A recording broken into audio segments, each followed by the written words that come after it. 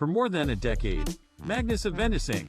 has organized hundreds of mega job fairs and thousands of exclusive job fairs in Metro Manila and various provinces in Luzon, Visayas, and Mindanao. Now that we have a pandemic, Magnus Inc.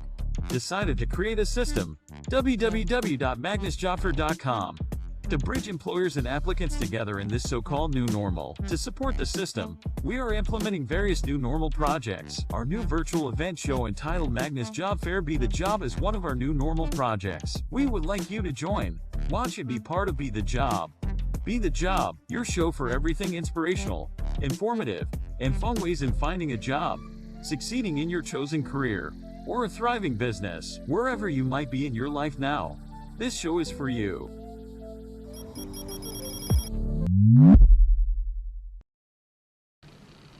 Magandang hapon po sa inyong lahat. 3:30 na naman po ng linggo. Kasama niyo po ako, Christine de Guzman. Siyempre, dito lang sa Light TV, God's Channel of Blessings. Kaya, dyan lang po kayo dahil marami po kayong matututunan ngayon, lalo na sa mga aplikante. Kaya don't forget to get your pen and paper dahil marami kaming naka-in-store para sa inyo.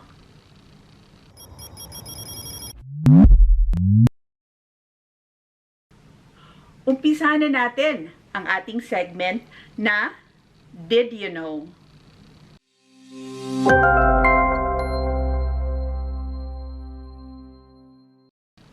Para sa episode na Did You Know, panoorin nyo kung ano nga ba ang do's and don'ts para sa phone interviews. Phone interview. 1. Make sure that your phone battery is in full charge. Check the microphone and speaker, make sure that it is working properly. 2. Don't take the call on a speakerphone. Though it might help you take notes or be able to look at your resume, it could make it difficult for your interviewer to hear you. Don't risk the chance of being misunderstood. 3. Wear a headset so you can hear the interviewer clearly. Choose a quiet place in your house. 4. Focus during the interview. Do not multitask by making coffee, having the TV on the background, or browsing your social media while being interviewed. 5. Don't take the call in a public place. Make time for your interview. Only agree to take the call during a time and date in which you can sit down and focus in a quiet space. Taking the call in a coffee shop or while on the go is not a good move. 6. Don't be afraid to tell your interviewer you can't hear him or her. Speaking up is better than spending the whole interview missing questions. If you can't hear your interviewer well, let them know politely. All you need to say is, "I am sorry, I missed that. I think the connection is poor." Virtual interview. Do's. 1. Download and test the platform ahead of your scheduled interview. Test your audio settings before the virtual interview starts. You should also check the camera and microphone if they are working. 2. Check your internet connection. Select a location for your interview that has a strong internet connection. 3.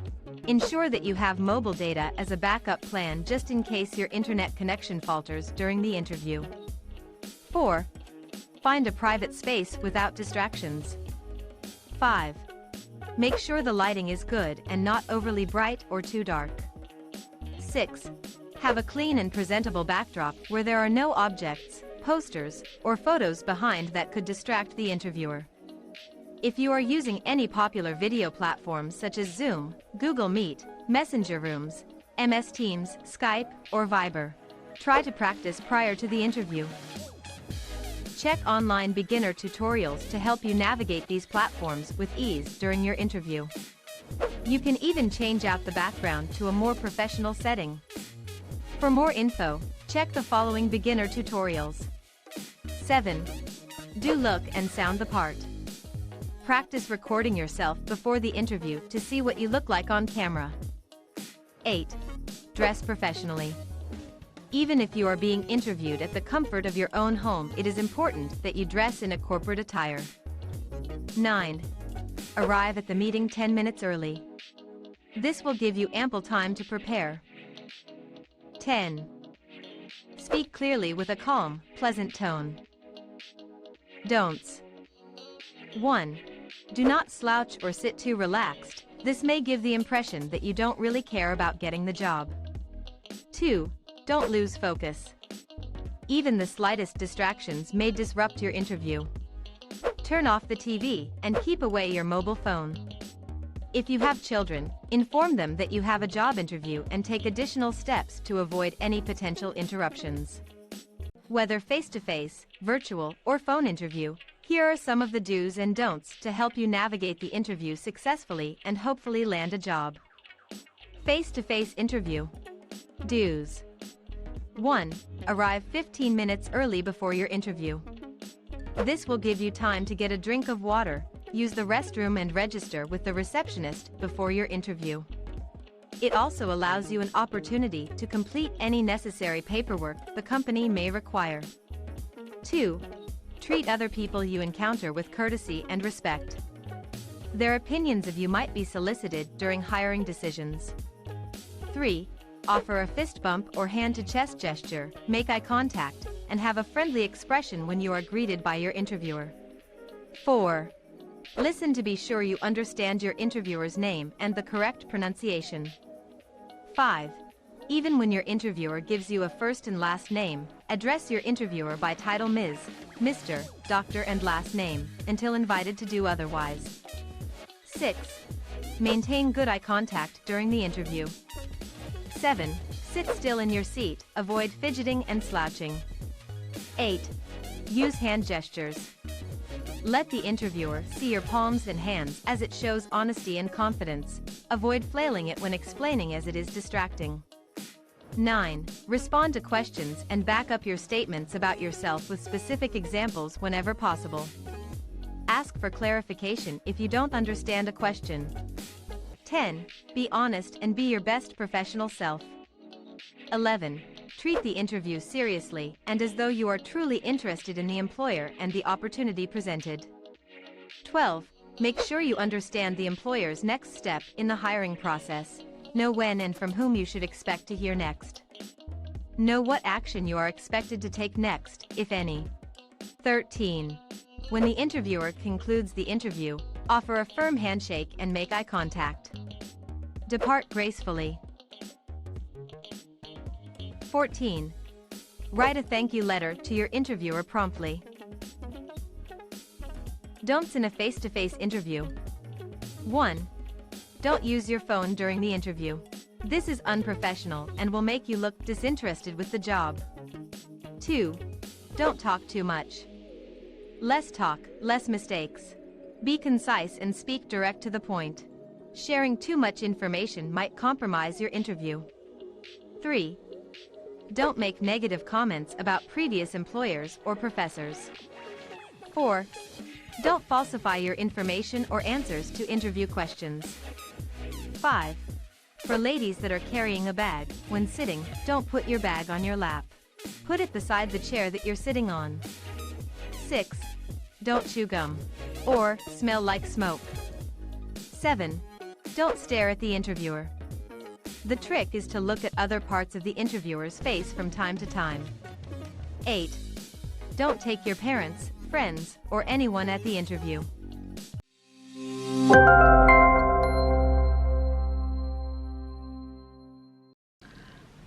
Ayan. So, ngayong alam mo na yung mga methods ng pag-i-interview, sana makatulong po ito sa inyo. Tandaan, kung phone interview, siguraduhin na naka-charge ang inyong telepono. At mainam kung may sarili kang headset para naman maririnig mo ng maigi ang recruiter, lalo na kung may mga tanong sila. Ayan. At abisuhan ang mga tao sa paligid or pumunta ka sa area na kung saan tahimik at talagang magkakarinigan kayo.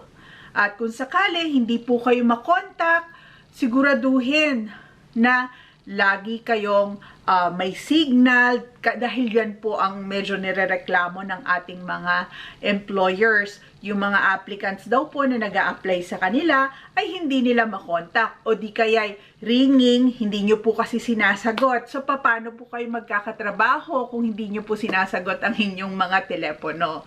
Ayan. So, ang pangalawa naman po ay virtual interview. Dahil nanggaling nga po tayo sa pandemic, ayan, medyo nagbago po ang ating ways of interviews. Medyo may virtual na. It can be one-on-one or panel. So, pwede din po talaga multiple po ang applicants doon, which is na-discuss na rin po natin yon on our previous episodes. So, maghanda lang po kayo. Kung sakaling nasa virtual, ang number 1, maayos po ang inyong camera. At expect nyo na dahil nga virtual ito, mag-open cam kayo, kailangan ang postura nyo ay maayos din po. Minsan nga po, maayos sa taas, pero pagdating sa baba, naka-short pala. Okay lang naman po yun. As long as yung camera ay kita ng maayos ang inyong head hanggang sa upper shoulder. Ayan. At syempre, kung mag-virtual interview po tayo, siguraduhin na ang background po natin ay maayos din. Okay? At abisuhan, gaya ng phone interview, abisuhan ng mga tao sa paligid na kailangan tahimik at walang dadaan-daan. Kasi syempre, nakakaistorbo po yun. Sabihan din ng mga magulang na huwag kayong kausapin during the interview para focus po kayo sa nangyayari na interview sa inyo. Kasi that one can really put you down dahil hindi ka makakonsentrate sa interview mo. At lastly, ang face-to-face interview dahil nagbabalik na nga po tayo at marami na po tayong mga kumpanya na nagpe-face-to-face interview at lalo na po sa job fair. Ayan, nagbabalik na kami ang Magnus Job Fair at yung mga employers na nagpa-participate talaga sa amin, mas gusto nila nakaharap nila ang aplikante, hindi yung virtual lang. Marami po sa kanila talagang gusto na mag face-to-face ang mga ways ng pag-i-interview nila. So siguraduhin, pag pumunta sa job fair, para sa inyong face-to-face interview, or kung kayo naman ay iimbitahin or iimbitahan papunta naman po sa kanilang opisina, siguraduhin na maayos po ang inyong postura. Ayusin, kung kayo ay female, kailangan medyo naka-makeup. Kung kayo naman po ay male, kung mahaba ang buhok, mag-gel-gel naman dyan, di ba? Papogi naman po tayo. Pero, syempre, i-avoid po natin ang physical contact. Kung kailangan nyo pong mag-wear ng face mask, please do so. Dahil syempre, paalala, kahit papano meron pa rin pong COVID, kahit paunti-unti, pero thank God, hindi na po nung kalala, unlike before. Ayan. So dahil nga sa face-to-face na, kailangan medyo mas handa kayo kasi wala na po. Once the interview start, wala nang cut yan, dire-diretso yan. Kaya, kailangan pag-aralan nyo kung ano ba ang mangyayari during the interview. Kaya, sa pagbabalik namin, ipe-present namin sa inyo kung paano kayo magpe-prepare sa inyong interview. Okay? Ang Be The Job, magbabalik mamaya-maya lang.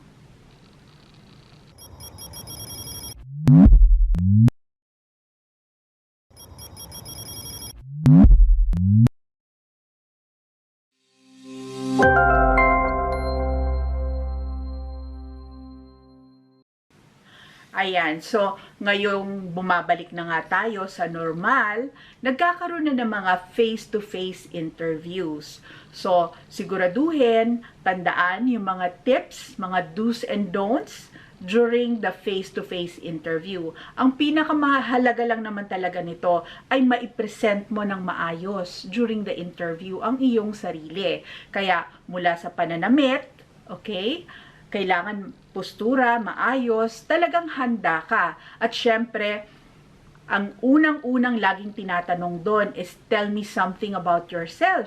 Kaya umpisa pa lang, okay, bago pa lang magsimula ang interview, i-recall mo na kung ano nga ba ang mga napagdaanan mo, alalahanin mo na kung kailan ka ba graduate, yung mga ganong information. Dahil ikaw lang naman talaga ang nakakaalam nun dahil sarili mo yon.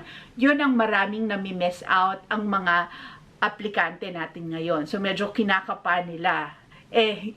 Doon wala pong mali sa sasagot nyo kasi tungkol po yon sa sarili nyo.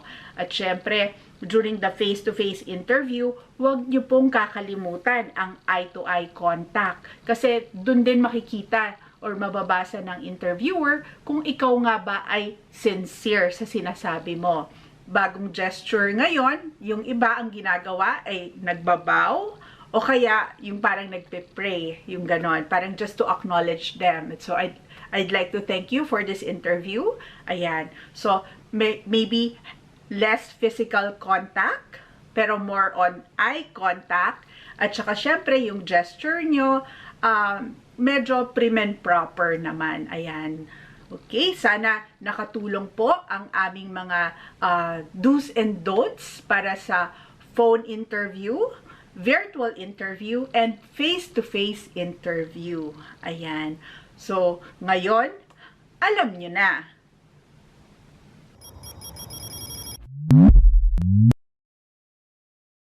Dahil na-explain na namin ang mga methods ng interview, ngayon naman matutunghayan nyo papaano nyo ba ihahanda ang sarili nyo during the interview.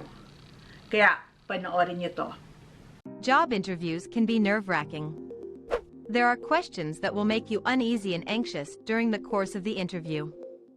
Preparing yourself for questions commonly asked during a job interview can be the difference between landing or losing a job offer. The more prepared you are, the less nervous you'll be, so even if you're asked something unexpected, you'll be able to answer the questions confidently. Here are the most asked interview questions and how to answer them. 1. Tell me about yourself. Make your answers direct and concise. Only state professional information relevant to the job. Your answer should be structured as follows. S. Skills relevant to the position. E. Experience or educational experience. A. Achievements. T. Type of person you are. 2. What are your strengths and weaknesses? Your strengths and weaknesses should reflect the requirements of the role. Ensure that you highlight your skills that are listed in the job description, and explain how you will gain or improve critical skills that you lack. 3. Why did you leave your previous job? Do not badmouth your previous employer. Instead, take time to describe your accomplishments. Take the opportunity to share what you've learned about the potential new company and how you feel it's a strong match with your strengths and experience. 4. Why do you want to work here? This question is not about you. It's mostly about how the company will benefit from having you on board. The way you answer the question will show the interviewer three main things. Why are you interested in joining this company rather than any other? What you find interesting about the job you're pursuing, and how you can contribute to achieving the company's goals. 5. Where do you see yourself in 5 years?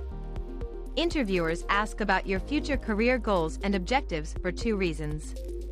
They want to know if you're going to stay put in the new position. They want to know if your long-term career goals align with the company.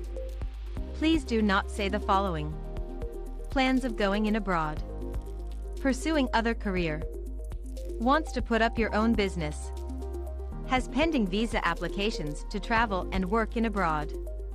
Or anything that will interrupt your application with the company. 6. How do you deal with pressure or stressful situations? The interviewer really wants to know whether you can handle job-related stress, and what you do in particularly stressful situations at work. What not to say. Don't mention an issue you created. Avoid mentioning a time when you put yourself in a needlessly stressful situation. Don't say that you were really stressed. While you should certainly admit that stress happens, try to emphasize how you dealt with the stress rather than how much it bothered you. 7. Why did you apply for this job? Interviewers want to learn about your career goals and how the job position fits into your career plan, as well as make sure that you are sincerely interested and motivated to perform well if hired. Do not answer that you are applying for the position because you have bills to pay and just need a job for money. Stress the positives, the company's environment and culture, and your love for new challenges. 8. What experience do you have that is relevant to the position? Your previous experience serves as an indicator of whether or not you will be a valuable asset and a good fit for their company. Avoid answering too broadly. Try using specific examples of how past work might prepare you for the new role. 9. What are your salary expectations? Salary is always an awkward topic to discuss, but you can use it to your advantage by showing the employer your worth and confidence. When preparing an answer about your ideal salary, it is important you provide not only a number you feel comfortable with but the appropriate compensation for the job based on industry data. Make sure you research the average salary of the position and sector you're applying for. 10. Are you applying for other jobs? Honesty is the best policy. Interviewers want to know if you're genuinely interested in this position or if it's just one of your many options. Simply, they want to know if you're their top choice. If you're applying for other jobs, just say so.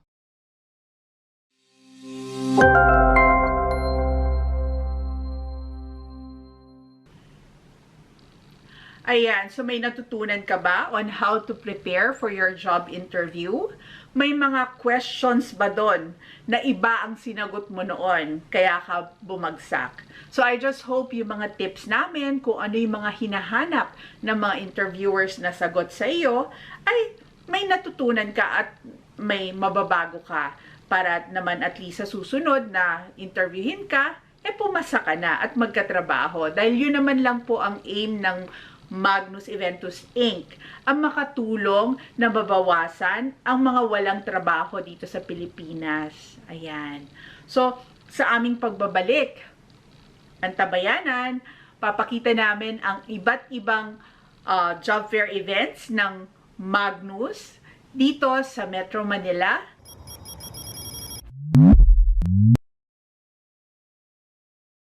Here are the following Magnus Job Fair events. April 18, Walter Mart North EDSA. April 20 and 21, Trade Hall Star Mall EDSA Show. See you all there. For the past few months, medyo struggling po actually ang company namin to provide you with job fair. Especially now, medyo nababawasan po ang mga employers na nagpa-participate po sa amin dahil sa higpit po ng requirements na pinapatupad ng Department of Labor. But nevertheless, marami pa rin pong kumpanya ang nakakapag-participate po sa event namin.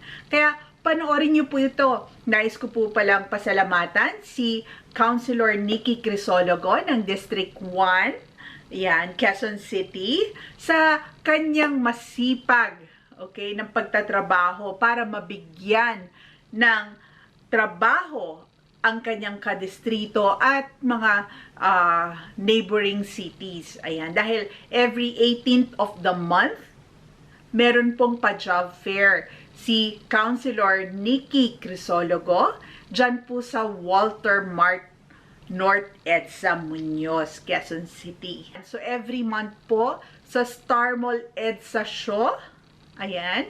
So kakatapos lang po ng aming event doon at mamaya ipapakita po natin ang mga excerpts coming from our previous events. So sana po magustuhan nyo. Kaya sa susunod, abangan nyo po kami buwan-buwan, every third week of the month, Thursday and Friday. Lagi po kaming nandiyan sa may Star Mall EDSA Show Trade Hall, dyan po sa may Mandaluyong City. Ayan, abangan nyo po kami. So, panoorin na natin ano ba mga nangyari sa amin during the past months.